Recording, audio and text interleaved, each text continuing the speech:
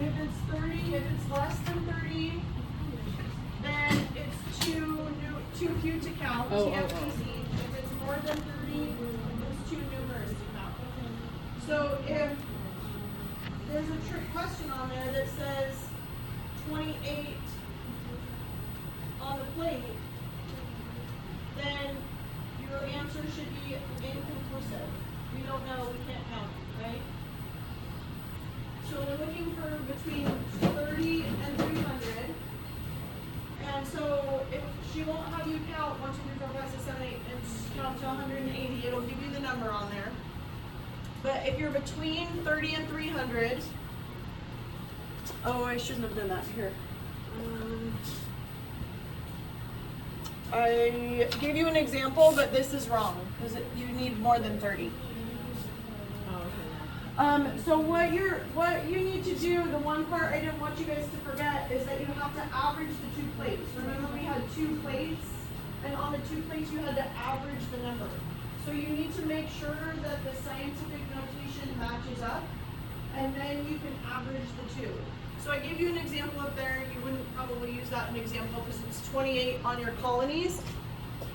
But just for example, if you had 120 in one plate and 28 on the other plate, and you're going to take an average of those, this is one thing that I've seen on a couple of the lab practicals that's a little tricky.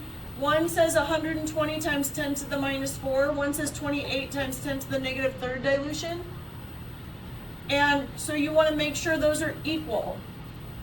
So 120 times 10 to the negative 4, 280 times 10 to the negative 4. Now you can average those. 120 plus 280 divided by 2 is 200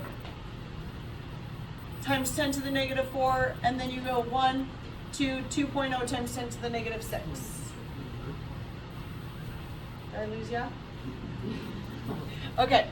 So if you have a plate, we're going to just say 28 for the ease for me. And So- then this one had 120. So even if it's inconclusive, we still take the average? No, you would say, no, you can't even count it at all. Okay. You have to have 2 plates, and you'd have to take the average between those 2 plates. I just made a bad example. So this one, so if this one has 28 on it, and this one has 120, then you have to know the dilution. So remember the serial dilution amount. You have to know the serial dilution amount. So the dilution amount that we give you is, this one is 10 to the negative 3rd dilution. This one's 10 to the negative 4th dilution. So remember, as we did our serial dilutions, then we'll give you the dilution amount. Yeah, what is one more thing that we have to take into consideration before we do our math? Before we count colony forming units per milliliter? Anyone? This is a candy answer. So we know there's 28, we know it's the 10 to the negative 3rd dilution. We know there's 120, we know there's 10 to the negative 4th dilution. What's one more piece of information that we need? Do you guys remember from all your questions? What we had to factor in, the math we had to factor in? What was it? Was it the initial dilution? And the aliquot. So you have to take the aliquot. So you need to know how much you put on that plate.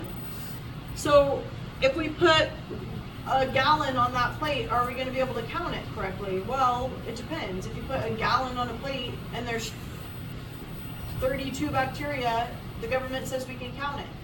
So you have to factor that amount in that you're putting on the plate.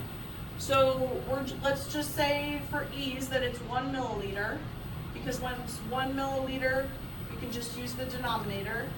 Are you guys still with me? Colony forming units. So it's CFUs per mill equals the CFUs over the dilution times the aliquot. Yeah? The allo. I'm sorry. Okay, So dilution times the aliquot. So the aliquot, a lot of times in those questions on the plate count, a lot of the questions had 1 milliliter aliquot. So we kind of got to forget that because times 1 is itself. Yeah? Is everybody still with me? So just remember that we're going to put the colonies over the dilution amount. If we give you a different aliquot number, then you have to multiply that by the dilution amount. So for example, if you have a 10 to the negative 2 dilution and it's a microliter instead of a milliliter, then you can go 10 to the negative 3 and you just add those. If it's not, you can just say 1. If it's 1 milliliter, then you can say 10 to the minus 2 because it's just times itself.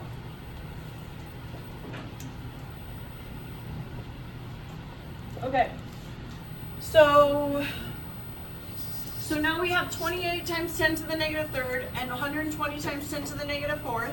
So we're just going to put those in the same scientific notation. So we can say 28 or 280 times 10 to the negative fourth.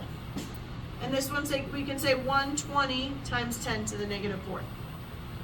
So now we're in the 10 to the negative fourth realm.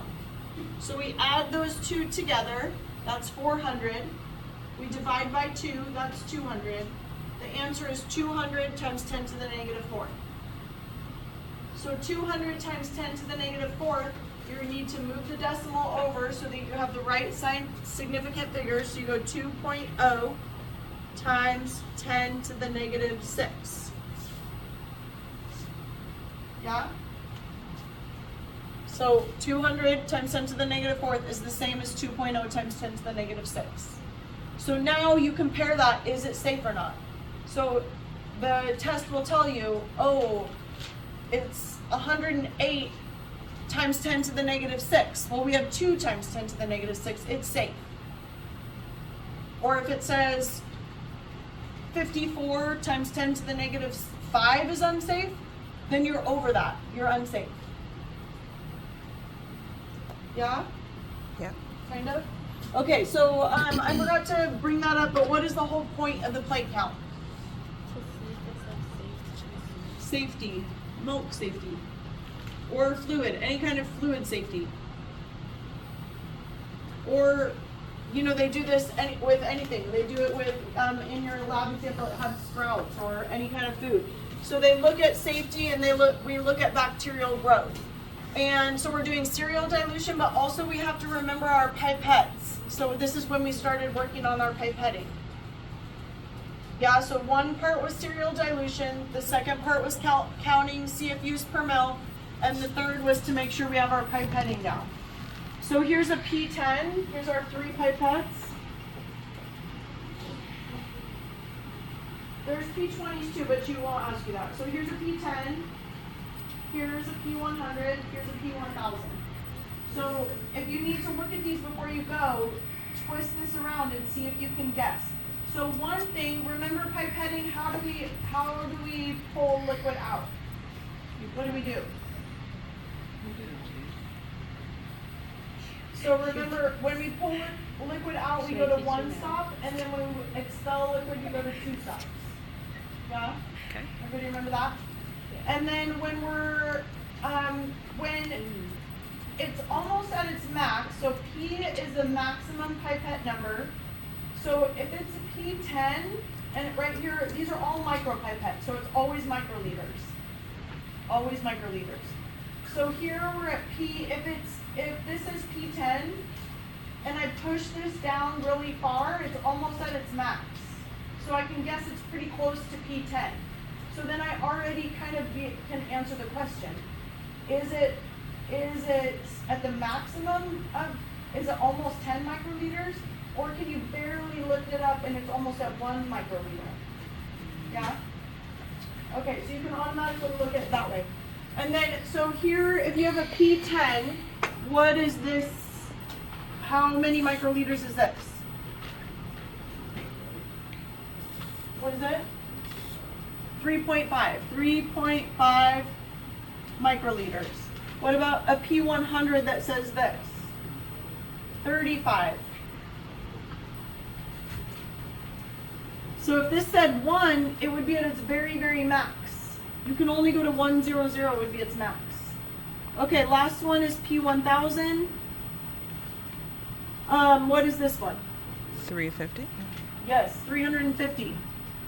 350 microliters. So you can't get very precise with this one. You'd have to use a smaller one to get precise. You can't get very precise. You have 35 microliters.